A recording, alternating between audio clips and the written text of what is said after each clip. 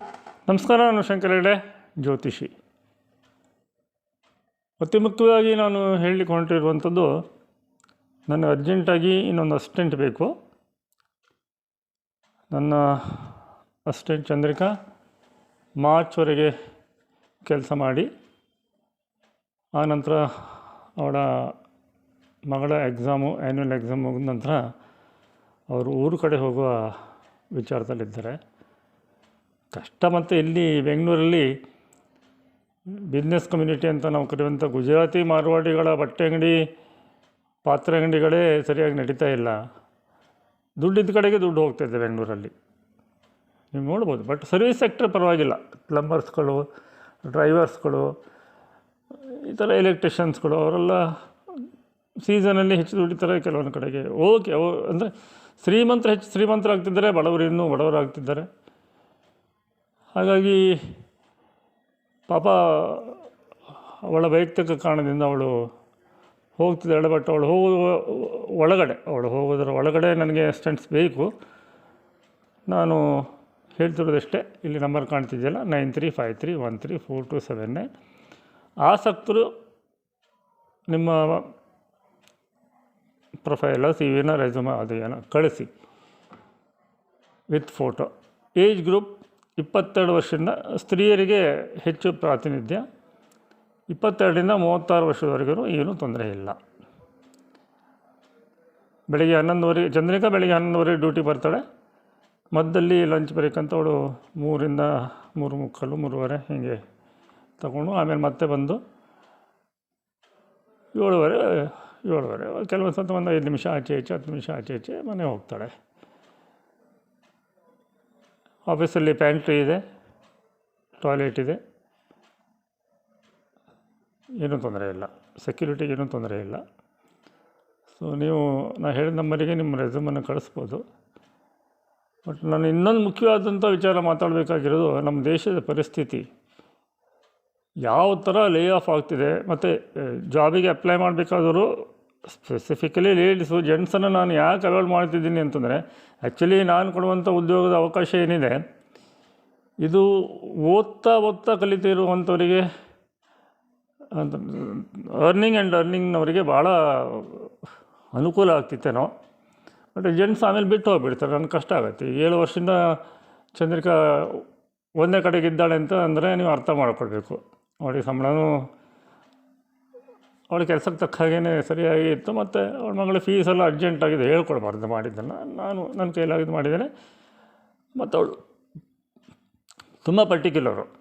Advance ಅಂತ ಅವಳು ತೊಗೊಂಡಿದ್ದು ಒಂದು ಸಲ 50,000. ಅದು ಜಾಬಿಗೆ ಸೇರಿದ 3-4 ವರ್ಷದ ನಂತರ. ಆಮೇಲೆ 5,000 ತೆಗಣಿ ಕಟ್ ಮಾಡಿಕೊಂಡು ಅದನ್ನು ತೀರಿಸಿದ್ದಾಳೆ ಪಾಪ.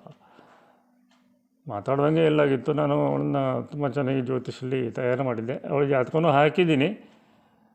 ಅವಳ ವೈಯಕ್ತಿಕ ಕಾರಣ ಏನು ಅಂತ ಕಂಡುಹಿಡಿಬೋದು ಡಬಲ್ ಟ್ರಾನ್ಸಿಟ್ ಫಿನಾಮಿನಾದಿಂದ. ಇದೇ ಏನಂತಂದರೆ ನಮ್ಮ ದೇಶದ ದೊಡ್ಡ ಶಾಪ ಅಂತ ನಾನು ಕರಿತೀನಿ. ನೋಡಿ, ನಮ್ಮ ದೇಶದ ಜಾತಕದಲ್ಲಿ ಹಾಕಿದ್ದೀನಿ 15 ಆಗಸ್ಟ್ 1947. ಕರೆಕ್ಟ್ 12 ಗಂಟೆ ಅಂತ ಹೇಳ್ತಾರೆ. ಬಟ್ ನಾವು ಇಲ್ಲಿ ವರ್ಗ ಕುಂಡಲಿಗಳನ್ನೆಲ್ಲ ಪೂರ್ತಿ ನಂಬುವಂಗಿಲ್ಲ. ಬಟ್ ರಾಶಿ ಕುಂಡಲಿ ಸಾಕು. ಯಾಕಂದರೆ ಇರೋದು ಒಂದೇ ಭಾರತ, ಒಂದೇ ಇಂಡಿಯಾ. ರಾಶಿ ಕುಂಡಲಿನೇ ನೋಡಿದ್ರೆ ಇಲ್ಲಿ ನಾನು ಸೂರ್ಯ ಮತ್ತು ಶನಿ ಒಟ್ಟಿಗಿರೋ ರೂಲ್ ಹೇಳಿದ್ನಲ್ಲ, ಅವರಿಬ್ಬರು ಒಟ್ಟಿಗಿರೋ ಮನೆಯಿಂದ 3ನೇ ಮನೆಯನ್ನು ಪೊಟೆನ್ಷಿಯಲೈಸ್ ಮಾಡ್ತಾರೆ ಅಂತ ನೋಡಿ. ಅದು ಲಗ್ನದಿಂದ 5ನೇ ಮನೆ ಆಗುತ್ತೆ. ಅಲ್ಲಿ ಪೊಟೆನ್ಷಿಯಲೈಸ್ ಆಗಿದ್ದರಿಂದ ಎಜುಕೇಷನ್, ಅದು ಬುಧನ ಮನೆ ಅಲ್ವಾ. ಸೊ ಎಜುಕೇಷನ್ ಎಲ್ಲರಿಗೂ ಸಿಗುವಂಗಾಯಿತು. ಜನರಲ್ ಎಜುಕೇಷನ್ ಎಲ್ಲರಿಗೂ ಸಿಗುವಂಗಾಯಿತು ಸ್ವಾತಂತ್ರ್ಯೋತ್ತರ ಭಾರತದಲ್ಲಿ. ಬಟ್ ಗುರುವನ್ನು ನೆಗ್ಲೆಕ್ಟ್ ಮಾಡಬೇಕಾಗಿ ಬಂತ ಏನು ಮಾಡಿದ್ರೆ, ನಾನು ಹೇಳ್ದಲ್ಲ, ನಾನು ಅಂದರೆ ಕನ್ಯಾ ಲಗ್ನದ ಮೊದಲನೇ ಅರ್ಧ ಇಡ್ತಿದ್ದೆ. 11ನೇ ಮನೆ ಅಷ್ಟೊಂದು ಗ್ರಹಗಳು ಬರೋ ಥರ ನೋಡ್ಕೊಳ್ತಿದ್ದೆ, ಸೇಮ್ ಪುಷ್ಯ ನಕ್ಷತ್ರ ಇಟ್ಕೊಂಡು. ದುರದೃಷ್ಟವಶಾತ್ ಏನು ಮಾಡೋಕ್ಕೂ ಆಗಲ್ಲ. ಇಲ್ಲಿ ಗುರುವನ್ನು ನೆಗ್ಲೆಕ್ಟ್ ಮಾಡಿಬಿಟ್ರು. ಬಹುಶಃ ವಿಪರೀತ ರಾಜಯೋಗಕ್ಕೆ ಹೆಚ್ಚಿನ ಒತ್ತು ಕೊಟ್ಟರೆ ಏನೋ. ಅದರಿಂದ ಈ ನಮ್ಮ ದೊಡ್ಡ ಸಮಸ್ಯೆ ಓವರ್ ಪಾಪ್ಯುಲೇಷನ್. ಮುಸ್ಲಿಮರು ಹೆಚ್ಚಾಗ್ತಿದ್ದಾರೆ ಅಂತ ಕಟ್ಟರ್ ಹಿಂದೂವಾದಿಗಳು, ತಾವು ಅದನ್ನು ಜಾಸ್ತಿ ಮಾಡಿಕೊಡ್ತಿದ್ದೀವಿ ಅಂತ ಒದ್ದಾಡ್ತಿದ್ದಾರೆ. 70% ಮಿಡ್ಲ್ ಕ್ಲಾಸ್ ಜನಗಳು ಮಕ್ಕಳ ಫೀಸ್ ಕಟ್ಟೋಕ್ಕೆ ಪರ್ಸ್ನಲ್ ಲೋನ್ ಮಾಡ್ಕೊಂಡು ಕೂತಿದ್ದಾರೆ. ಇದು ನಮ್ಮ ದೇಶದ ಸದ್ಯದ ಪರಿಸ್ಥಿತಿ. ಸೂರ್ಯ ಶನಿ ಒಟ್ಟಿಗಿದ್ದಾಗ ಅಲ್ಲಿಂದ 3ನೇ ಮನೆ ಒಳ್ಳೆಯದಾಗುತ್ತೆ ಅಂತ ಹೇಳಿದ್ನಲ್ಲ, ಬಟ್ ಆ ಮನೆ ಹಾಳಾಗುತ್ತೆ. ಮೇಲಿನ ಜ್ಯೋತಿಷಲ್ಲಿ 3ನೇ ಮನೆ ನೇಬರ್ಸ್ ಅಂತಂದರೆ ಬಾರ್ಡ್ರಿಗೆ ಸಂಬಂಧಿಸಿದ್ದು. ನಾವು ಬಾರ್ಡ್ರಿಗೋಸ್ಕರ ಎಷ್ಟು ಖರ್ಚು ಮಾಡ್ತಿದ್ವಿ ನಿಮ್ಗೆ ಗೊತ್ತಿದೆ. ಎಷ್ಟು ಯುದ್ಧ ಆಯಿತು, ಈ ಕಡೆ ಚೈನಾ ಜೊತೆಗೆ, ಈ ಕಡೆ ಪಾಕಿಸ್ತಾನ ಜೊತೆಗೆ, ಆಮೇಲೆ ಬಾಂಗ್ಲಾ ಮತ್ತು ಪಾಕಿಸ್ತಾನವನ್ನು ನಾವು ತುಂಡು ಮಾಡಿದ್ವಿ ಇಂದಿರಾ ಗಾಂಧಿಯವರು, ನಾವಂದರೆ ಆಯಿತಾ. ಸೊ ಇಲ್ಲಿ ಗುರು ಕೆಟ್ಟು ಹೋಗಿರೋದ್ರಿಂದಲೇ ನಮ್ಮ ಸನಾತನ ಧರ್ಮಕ್ಕೆ ತೊಂದರೆ ಆಗಿರೋದು. ಅದರ ಹೆಸರಲ್ಲಿ ಆಟ ಆಡುವವರಿಗೆಲ್ಲ ಒಳ್ಳೆಯ ಅವಕಾಶ, ಕೆಲವೊಬ್ಬರಿಗೆ ದೇವರ ಹೆಸರಲ್ಲಿ ಇನ್ಯಾವುದೋ ಒಂದು ಸುಳ್ಳು ದೇವಸ್ಥಾನಗಳ ಹೆಸರಲ್ಲಿ ಆಟ ಹೋಗಿದ್ದಾವೆಲ್ಲ. ಇಲ್ಲ, ಈ ಜಾತಕ ಚೇಂಜ್ ಆಗಲೇಬೇಕು. ಅದಕ್ಕೇನು ಮಾಡಬೇಕಂತ ಮುಂದೆ ವಿಚಾರ ಮಾಡೋಣ. ನೋಡಿ, ಈಗ ಅಲ್ಲಿ ಗುರು ಹಾಳಾಗಿರೋದ್ರಿಂದಲೇ ಓವರ್ ಪಾಪ್ಯುಲೇಷನ್, ಕಾಂಪಿಟೇಷನಲ್ಲಿ ಮಕ್ಕಳು ಮಾಡ್ಕೊತಿದ್ದಾರೆ. ಆಮೇಲೆ ಮರ ಕಡಿಬೇಡಿ ಅಂತ ಹೇಳ್ತಾರೆ, ಪ್ರಕೃತಿ ಹಾಳು ಮಾಡಬೇಡಿ ಅಂತ ಹೇಳ್ತಾರೆ. ಈ ಥರ ಪಾಪ್ಯುಲೇಷನ್ ಹೆಚ್ಚಾದರೆ ಉಳಿಲಿಕ್ಕೆ ಎಲ್ಲಿ ಹೋಗ್ತಾರೆ?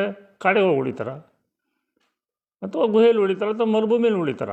5 ಜನರಿಗೆ 5 ಮಕ್ಕಳಾದರೆ ಅವನಿದ್ದಾನೆ ಮಹಾನ್ ಮೂರ್ಖ. 5 ಜನ ಮಕ್ಕಳು ಮಾಡ್ಕೊಂಡ್ಬಿಟ್ಟು ಮರ ಕಡಿಬೇಡಿ ಅಂತಾನೆ. 5 ಜನ ಎಲ್ಲಿ ಉಳಿತಾರೆ? ಅವ್ರು 5 ಜನರಿಗೆ 5 ಮಕ್ಕಳಾದರೆ ಎಷ್ಟಾಯಿತು?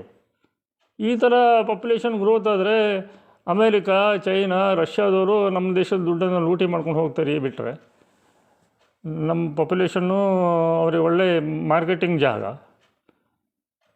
ಏನು ಹೇಳೋದು ಬಿಡಿ. ಇನ್ನು ನಾನು ಮೆಡಿಕಲ್ ಆಸ್ಟ್ರಾಲಜಿ ಬಗ್ಗೆ ತುಂಬ ಮಾತಾಡಬೇಕು ಅಂತ ಅಂದ್ಕೊಂಡಿದ್ದೀನಿ. ಅದ್ರ ಬಗ್ಗೆ ಕಾಯ್ತಾರೆ. ಸ್ವಲ್ಪ ಟೈಮ್ ಆಗ್ಬೋದು, ಯಾಕಂದರೆ ನನ್ನ ಮಗನಿಗೆ ಎಕ್ಸಾಮ್ ಟೈಮು ಎಡಿಟಿಂಗ್ ಎಷ್ಟಾಗುತ್ತೋ ಗೊತ್ತಿಲ್ಲ. ಅಂತೂ ಇಂಥ ಒಂದು ಫೈನಲ್ ಇಯರೇನೋ ಫೈನಲ್ ಎಕ್ಸಾಮಿಗೆ ಅವನು ರೆಡಿ ಆಗ್ತಾಯಿದ್ದಾನೆ. ಸೊ ಮುಂದಿನ ತಿಂಗಳಿಂದ ಇದೆ, ಅದು ಮುಗಿಸ್ಕೊಂಡ್ಬಿಟ್ಟು ಹೆಚ್ಚು ವಿಡಿಯೋ ಮಾಡ್ತೀನಿ, ಸೀರೀಸ್ ಮಾಡ್ತೀನಿ. ಆಮೇಲೆ ನೀವೇ ಜ್ಯೋತಿಷ್ಯ ಕಲಿಯಿರಿ ಸೀರೀಸನ್ನು ಸ್ಟಾರ್ಟ್ ಮಾಡ್ತೀನಿ. ಇಷ್ಟೇ ಇರ್ತಾ ಈ ವಿಡಿಯೋ ಮುಗಿಸ್ತಿದ್ದೀನಿ. ಸಾಧ್ಯ ಆದಷ್ಟು 2 ಮಕ್ಕಳಿಗೆ ಕಂಟ್ರೋಲ್ ಮಾಡ್ಕೊಳ್ಳಿಕ್ಕೆ ನೋಡಿದ್ರೆ ಒಳ್ಳೆಯಿತ್ತು. ನಮ್ಮ ಹಿಂದಿನ ತಲೆಮಾರಿನವರು ನಾವೆಲ್ಲ ಒಂದು ಮಕ್ಕಳಿಗೆ ಕಂಟ್ರೋಲ್ ಮಾಡೋದು ಒಳ್ಳೆಯದು. ನಾವಂತೂ ಮಾಡಿದ್ದೀವಿ. ಇಲ್ಲಾಂತಂದರೆ ಒಂದೊಂದು ಮಕ್ಕಳು ಎಜುಕೇಷನ್ LKGಗೆ ಬೆಂಗಳೂರಲ್ಲಿ 1 ಲಕ್ಷ ಅಂತೆ. ಯಪ್ಪ ದೇವರೇ, ಹ್ಯಾಂಗೆ ತೊಗೊಂಡು ಹೋಗ್ತಾರೆ ಇನ್ನು ಮುಂದೆ ಭಗವಂತನಿಗೇ ಗೊತ್ತು. ಸೊ ನೋಡ್ಕೊಳ್ಳಿ, ಇಂಥ ಸಾಕಷ್ಟು ಸೀಕ್ರೆಟ್ಸನ್ನು ಒಂದೊಂದು ವೀಡಿಯೋದಲ್ಲಿ ಇಟ್ಟಿರ್ತೀನಿ ನಾನು. ಆರೋಗ್ಯ ಜ್ಯೋತಿಷ ಫಸ್ಟ್ ಸ್ಟಾರ್ಟ್ ಮಾಡೋಣ. ತನುಭಾವದಿಂದ ಸ್ಟಾರ್ಟ್ ಮಾಡ್ತೀನಿ. ಲಗ್ನಾಧಿಪತಿ ಲಗ್ನವನ್ನು ನೋಡಿದಾಗ ಹೆಂಗಿರುತ್ತೆ ಆರೋಗ್ಯ, ಲಗ್ನಾಧಿಪತಿ ನೋಡದೇ ಇದ್ದಾಗ ಹೆಂಗಿರುತ್ತೆ ಆರೋಗ್ಯ. ಈಗ ಉದಾಹರಣೆಗೆ ನನ್ನ ಜಾತಕದಲ್ಲಿ ಮುಂದಿನ ಇದರಲ್ಲಿ ಮಾಡ್ತೀನಿ ಬಿಡಿ, ಸಾಕು ಇವತ್ತು.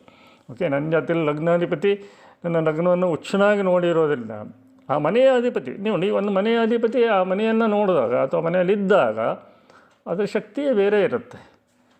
ಅಥವಾ ಅದರ ಸಂಬಂಧದಿಂದ ಹೇಳ್ತಾರ ಕೂತ್ಕೊಂಡಾಗ ಅದರ ಶಕ್ತಿ ಬೇರೆ ಆಗುತ್ತೆ. ಈ ಥರ ಎಲ್ಲ ನಾನು ಉದಾಹರಣೆಗಳನ್ನು ಕೊಟ್ಟು ನಿಮಗೆ ತೋರಿಸ್ಕೊಡ್ತೇನೆ. ಮತ್ತು ನವಾಂಶ ಸೀಕ್ರೆಟ್ಸನ್ನು ನಾನು ತುಂಬ ಹೇಳ್ಕೊಡ್ತೇನೆ. ಉದಾಹರಣೆಗೆ ಇದು ಒಂದು 60% ವರ್ಕ್ ಆಗ್ಬೋದು. ನಾವು ನೋಡಿ, ಯಾವುದೇ ಒಂದು ಗ್ರಹ ಆ ನವಾಂಶ ಎಲ್ಲಿಂದ ಸ್ಟಾರ್ಟ್ ಆಗುತ್ತಾ ಅಂದರೆ ಮೇಷ ಲಗ್ನಕ್ಕೆ ಮೇಷದಿಂದನೇ ಸ್ಟಾರ್ಟ್ ಆಗ್ತದೆ. ಮೇಷ ರಾಶಿ ಅಂತಲೇ ತೊಗೊಳ್ಳಿ. ಮೇಷ ಸೈನ್, ಮೇಷದಿಂದ 1, ಅಲ್ಲಿಂದ 5ನೇ ನವಾಂಶ ಅಂತಂದರೆ ಸಿಂಹ. ಅಲ್ಲಿರುವ ಗ್ರಹಗಳು ವಿಶೇಷವಾಗಿ ಶುಭ ಗ್ರಹಗಳಾದರೆ ಒಳ್ಳೇದು ಮಾಡ್ತೇವೆ ಅಂತ. ಹೀಗೊಂದು ಜನರಲ್ ಒಂದು ಪ್ರೆಡಿಕ್ಷನ್ ಇದೆ. ವೃಷಭ ಆದರೆ ಶುಕ್ರನ ಮನೆ ಆಗುತ್ತೆ. ವೃಷಭ ಲಗ್ನ ಅಥವಾ ವೃಷಭ ನವಾಂಶ ಸ್ಟಾರ್ಟ್ ಆಗೋದು ಯಾವ್ಯಾವಕ್ಕೆ ಸ್ಟಾರ್ಟಿಂಗಿಂದ ನೋಡ್ಕೊಳ್ಳಿ. ಮಕರ ಲಗ್ನಕ್ಕೆ 5ನೇ ಮನೆ ಆಗುತ್ತೆ ವೃಷಭ. ಹೀಗೆ ಆ ಥರ ಎಲ್ಲ ನೋಡಿಕೊಂಡು ಅದು ಒಂದು ಸಣ್ಣದಾಗಿ ಹೇಳಿದ್ದೀನಿ, ಮತ್ತು ಹೇಳ್ತೀನಿ ಮುಂದೆ. ಇದಿಷ್ಟೇ ಇಟ್ಕೊಳ್ಳಿ ಈಗ ಸದ್ಯಕ್ಕೆ ಸಾಕು.